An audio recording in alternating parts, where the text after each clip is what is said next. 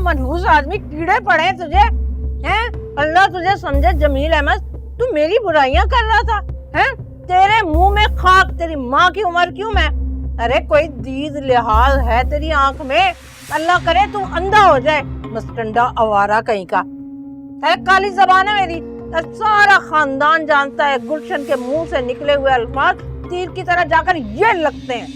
आइंदा अगर तूने मेरी बुराई की किसी के सामने या मुझे बुरा भला कहा तो याद रखियो ट्रक के नीचे आकर कुचला जाएगा और समेटा भी नहीं जाएगा। मनहूस मारा मौत आए से। अम्मा अम्मा बस करें, जाने दें और बद्दुआ ना दें उसे। अरे कैसे ना दूं?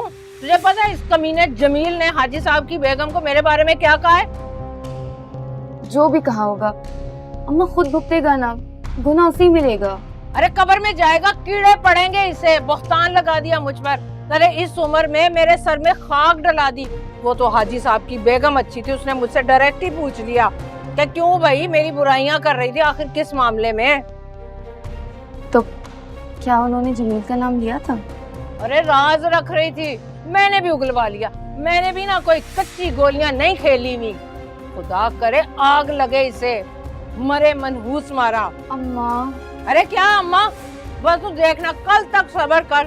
तू देखना मेरी बद्दुआएं उसे निगल जाएंगी, मलिया मीट हो जाएगा, मर जाएगा मनहूस मारा। ख्वार होने वाला लानती आदमी, पान का मजा भी खराब कर दिया मेरे।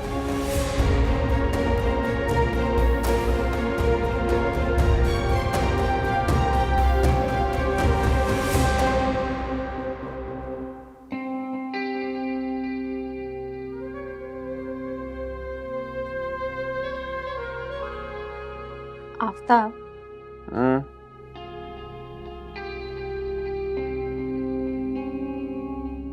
आफ्ताब आप अम्मा को समझाते क्यों नहीं है?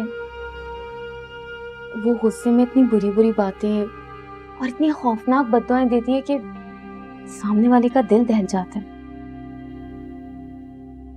ये अम्मी के लिए ना नॉर्मल है। अम्मी को जब गुस्सा आता है तो इसी तरह से बद्दुआएं देती हैं लोगों को। इसमें कोई बड़ी बात नहीं है, ऐसे ही है। नॉर्मल या एबनॉर्मल, मैंने कभी जिंदगी में भी किसी को इस तरह रिएक्ट करते हुए नहीं देखा। किसी को बुरा भला कहने की भी एक लिमिट होती है, और वैसे भी इस तरह बद्दुआएं कबूल नहीं होती तो फिर इस तरह बद्दुआ देने का क्या फायदा? अरे जो अम्मी की बद्दुआएं हैं ना, ये बुलेट की तरह हैं, टारगेट पे जाके लगती हैं। इसीलिए अम्मी से कोई पंगा नहीं लेता है। पूरा खानदान जानता है कि अगर अम्मी ने बद्दुआ दे दी तो ऐसी की तैसी हो जाएगी सबकी, तो इसीलिए सब बच के रहते हैं अम्मी से। तुम भी ना अभी नई हो, इसलिए घबराती हो, परेशान होती हो। आहिस्ता आहिस्ता नॉर्मल हो जाएगा तुम्हारे लिए सब, ठीक है?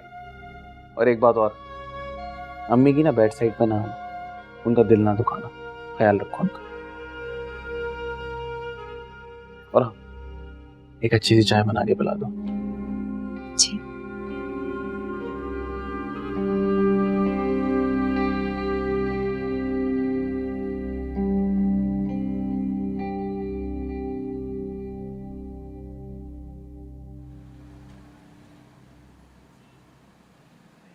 अस्सलाम वालेकुम शेख साहब। आपा वालेकुम अस्सलाम। आज आप यहाँ कैसे आ गए? आप तो जमील की दुकान से सामान लेती हैं। अरे रहने दो मुआ, 500-600 रुपया ज्यादा लेता हर महीने राशन का। मैंने हिसाब लगाया तो मुझे पता चला इसके काम से बरकत उठे। अच्छा मुझे बताओ कि चने की दाल क्या भाव दी है? भाई 180 रुपए किलो। दो बताओ, वो 200 रुपए किलो देता रहे मुझे हर महीने। अच्छा ऐसा करो शेख, ये मुझे सारा राशन जो है ना वो बना दो और मैं सब्जी लेकर आती हूँ, वापसी पर ले लेती हूँ। रेट सही सही लगाना, वरना तुम्हें भी छोड़ के किसी और दुकान पे चली जाऊंगी। नहीं नहीं, आप बेफिक्र हो जाएं। जल्दी से। ठीक है, मैं निकाल देता हूँ। चने की दाल 1 किलो। अल्लाह बेचारा कैसे पड़ा हुआ है बेबस। बेचारे का जवान जान बेटा लोगों का देखो जरा, ऐसा भी होता है कभी कभी किस्मत क्या हो जाता किस्मत के मारे ही नहीं चला किस तरह हो गया। सलाम वालेकुम आपा। वालेकुम अस्सलाम साहिबा, क्या हाल है? कहाँ गई थी? हाय हाय, आपको नहीं पता क्या हुआ? अरे वो अपने रहीम चाचा है ना, उनका बेटा जमील अहमद, बेचारे का एक्सीडेंट हो गया। दही लेने जा रहा था मोटरसाइकिल पे, पीछे से बस वाला मार के चला गया। क्या हुआ फिर, मर गया? हाय अल्लाह ना करे, क्या हो गया तुम्हें? जवान बच्चा है, ऐसे नहीं बोलो। अल्लाह, सिर्फ टांगे ही तो टूटी हैं उसकी। और रहीम भाई तो बेचारे बहुत परेशान हैं, और उनकी बीवी, उनका तो रो रो के बुरा हाल है बेचारी का। अरे तुझे नहीं पता नुसरत, बुराई का अंजाम बुरा होता है। अब पता चलेगा इसे गुलशन खाला के साथ बदतमीजी करने का अंजाम क्या होता है। हाय क्यों आपा, जमील से नाराज हो क्या? कोई बदतमीजी की उसने क्या आपसे? अरे समिया ने तो ना अपने बच्चे को जरा तमीज अदब लिहाज सिखाया ही नहीं है। लाड प्यार ने ना इसका बेड़ा बिल्कुल गर्क कर दिया है। अभी तो टांगे टूटी है ना एक दिन लाश घर आएगी इसकी, तब मैं भी देखूंगी, सारा मोहल्ला भी देखेगा, फिर पता चलेगा। इस औरत से तो मुझे खौफ महसूस होता है, मुंह भर के बदवाएं और कोसने देती है। अल्लाह माफ करे, जो भी इसके हाथ लग जाए ना उसका तो बेड़ा ही गर्क हो जाता है। अरे बेहतरीन तरीका है ऐसी औरतों से बचने का, बच बच के चलो और जहाँ मिले ना वहीं से रास्ता काट लो। बिल्कुल सही कह रही हैं आप। मुझे तो बेचारे जमील पर तरस आता है, इस औरत की बदवाओं से बिस्तर पे पड़ा तड़प रहा है। चल बहन चल, अल्लाह माफ करे, इस औरत की शक्ल देख ली। अम्मा क्या कर रही हो? अरे नजर नहीं आ रहा कत्था भिगो रही हूँ, क्या कर रही हो? अस्सलाम वालेकुम अम्मी। अस्सलाम वालेकुम छोटी। अरे माँ सदके, माँ कुर्बान, वॉरी चली जाए, अल्लाह सलामत रखे, तुझे खुश रखे, अल्लाह तरक्कियां दे बहुत। अरे अम्मी, ये आपकी दुआओं की ढाल है जो हमें हर हादसे से बच जाता हूँ। हादसा? भैया किस हादसे की बात कर रहे हैं? या अल्लाह खैर, क्या हुआ बेटा? अरे अरे, घबराने की कोई बात नहीं है। अभी ऑफिस से घर आ रहा था तो चिंची रक्षा वाला टकराते टकराते बच गया। वो तो अल्लाह पाक का करम है और मेरी अम्मी की दुआएं हैं कि किसी बड़े नुकसान से बच गया मैं। अरे कौन था वो अंधा? खुदा उसे गारत करे, उस कमबख्त को तेरी गाड़ी नजर नहीं आई, हड्डियां तोड़ देते उसकी। अल्लाह करे आगे जाकर ना किसी ट्रक से टकराए, फिर उसे अपनी नानी याद आएगी। बीच सड़क के मरे कमबख्त। तौबा तौबा, ऐसे लोगों को अपनी जिंदगी की तो परवाह नहीं होती, दूसरों को भी फालतू समझते हैं।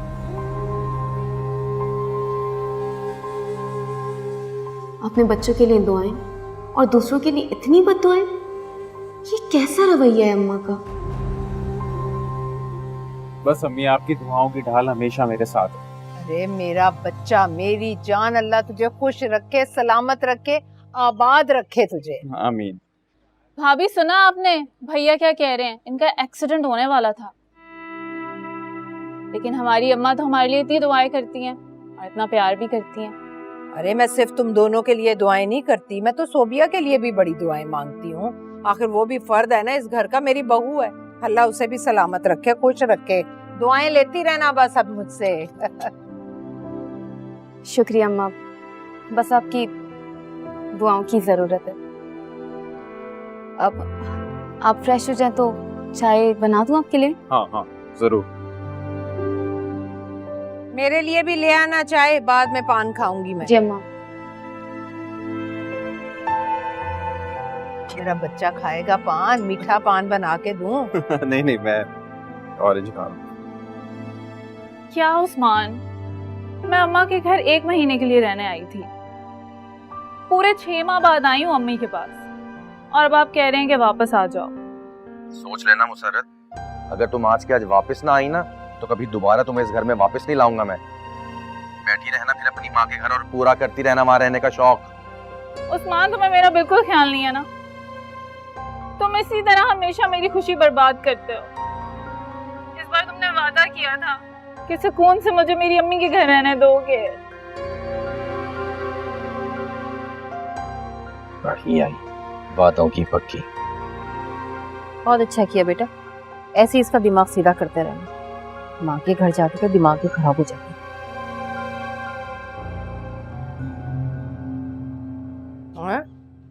क्या हुआ मेरी बच्ची? क्यों रो रही है? हुआ क्या है, बोल। अम्मा, उस्मान का फोन था। फिर क्या कह रहे हैं? वापस आ जाओ। हैं? वापस आ जाओ? अभी 3 दिन हुए तुझे आए हुए, वापस बुला रहा है? महीने के लिए आई थी तू रहने? आई तो महीने के लिए थी, लेकिन अब वो फोन करके कह रहे हैं कि मेरी नंद आ गई है, तुम वापस आ जाओ। ये क्या बात हुई, नंद आ गई है? नंद भी तो अपने मैके आई है ना, वो कौन सी ससुराल जाके रह रही है जो तुझे अपने मैके से वापस बुला रहा है? वो दोगला कहीं का। अम्मा, आप तो जानती है ना मेरी नंद को, कितनी आराम पसंद है वो। आ जाती है तो कोई काम नहीं करती, बेड पे बैठ जाती है, पैर तक नीचे नहीं अरे रखती पैर है। टूटे उस मुई के मनहूस मारी के, एड़ियां रगड़ कर मरे, सारी जिंदगी उसे चैन ना आए। तेरी जान को अजाब में डाला हुआ है, तू देख लेना। अब क्या करेगी तू? क्या करूंगी, वापस जाऊंगी। आपको तो पता ना उस्मान कितना गुस्से वाला है, और मेरी सास वो तो मेरी जान ले। अल्लाह ना करे, क्या और बोल बके जा रही है तू? मरे तेरे दुश्मन। अम्मा आपकी दुआएं मुझे क्यों नहीं लगती हैं? जब तक मेरी सास है ना, मेरा कुछ नहीं हो सकता। अरे मरे तेरी सास, मोटी भैंस, हट्टी कट्टी होके घर का काम नहीं कर सकती वो, मुई मरे मनहूस मारी। ऐसे लोग जो होते हैं ना, बहुत नुकसानदेह होते हैं सारे माशरे के लिए, हमारे लिए क्या, सबके लिए।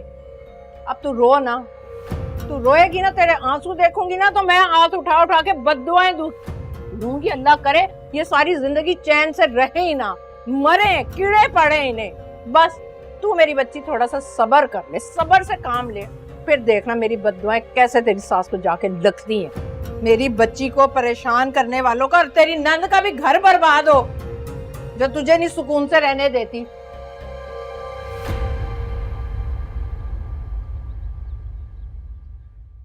अम्मा, अम्मा, क्या हो गया मेरी बच्ची, क्यों रो रही है, क्या हुआ? अम्मा उस्मान का फिर फोन आया था, कहता अगर तुम फौरन घर नहीं आई ना तो मैं सुबह होते ही तलाक भिजवा दूंगा। अरे ऐसे कैसे दे देगा तलाक? तुम जैसी पढ़ी लिखी और खूबसूरत लड़की उसे मिलेगी भला? अम्मा आप नहीं जानती उस्मान को, वो वही करता है जो उसकी माँ कहती है। उसकी माँ की तो मैं, अल्लाह करे मरे, उसे कफन नसीब ना हो, सत्यानाश हो जाए उसका। चल मैं तेरे साथ चलती हूँ, देखती हूँ कैसे छोड़ता है तुझे।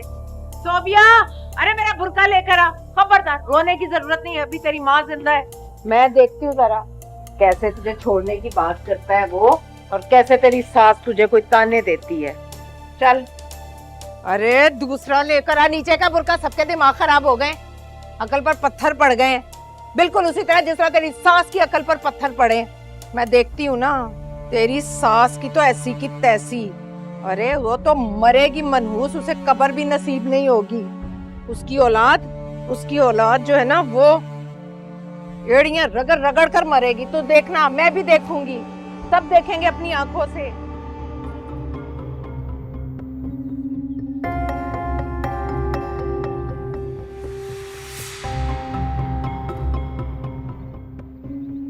कहाँ से आ रही हो?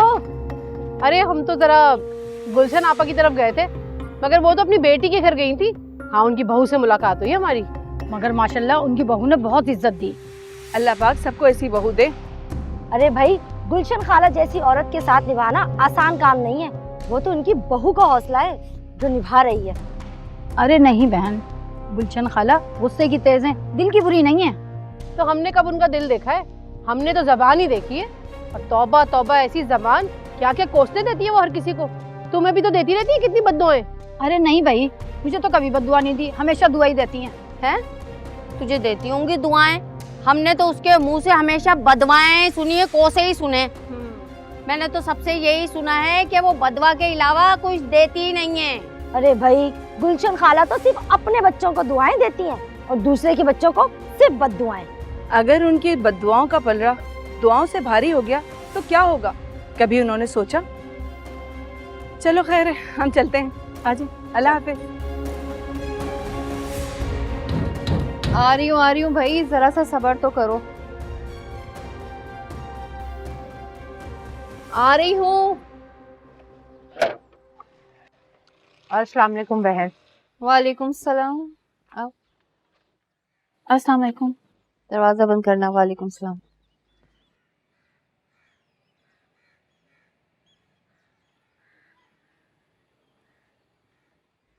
बहन वैसे बुरा मत मानना, अब पता नहीं तुम्हें मेरी बात सही लगे या गलत, लेकिन इस तरह से मुसर्रत का बुलाना मुझे अच्छा नहीं लगा, सीधी सी बात है। देखो बाजी, हमारे यहाँ ब्याही बेटियों को मैके में बहुत इज्जत दी जाती है। अब मेरी बेटी कुछ दिनों के लिए मैके रहने आ रही है, तो क्या घर की बहू को घर में नहीं होना चाहिए? वाह, ये बड़ी अच्छी बात है।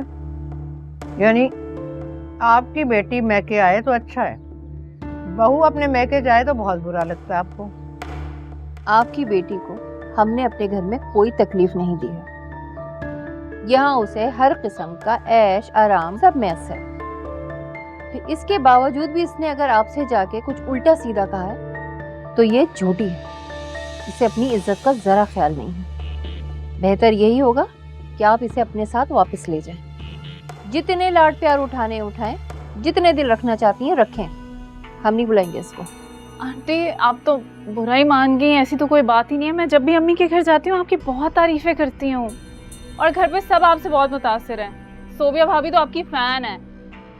अम्मी ने बुरा मान लिया क्योंकि मुझे इस तरह वापस आना पड़ गया।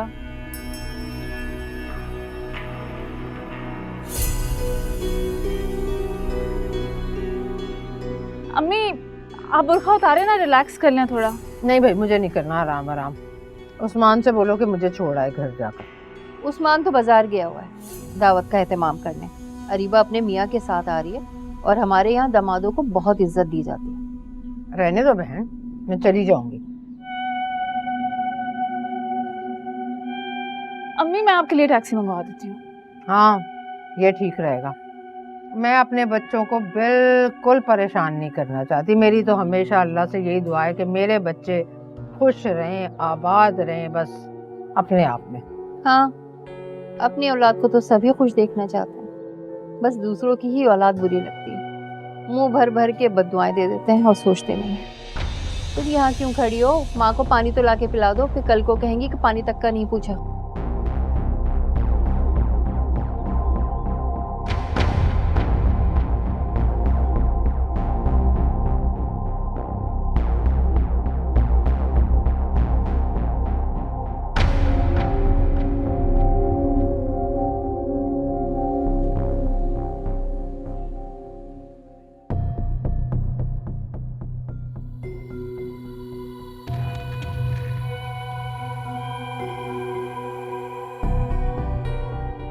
तुम्हारा मूड क्यों ऑफ लग रहा है?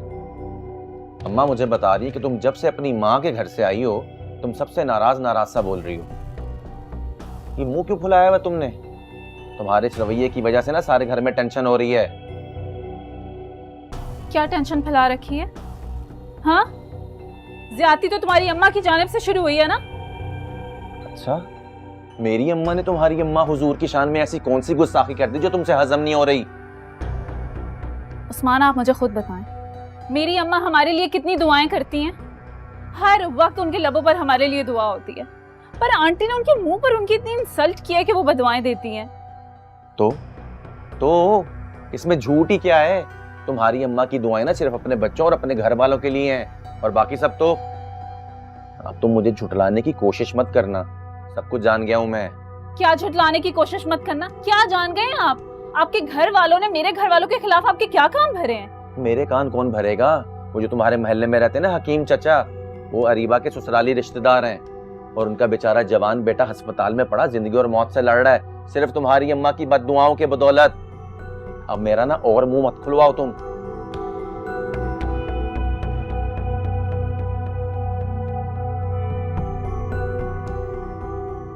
अम्मा, सोबिया ठीक कहती है, कहीं अम्मा की बदुआएं हमें ना ले डूबे। अब तो ये बात यहाँ भी आ गई है। अब आंटी हर बात में अम्मा की बदुआओं के ताने देंगी।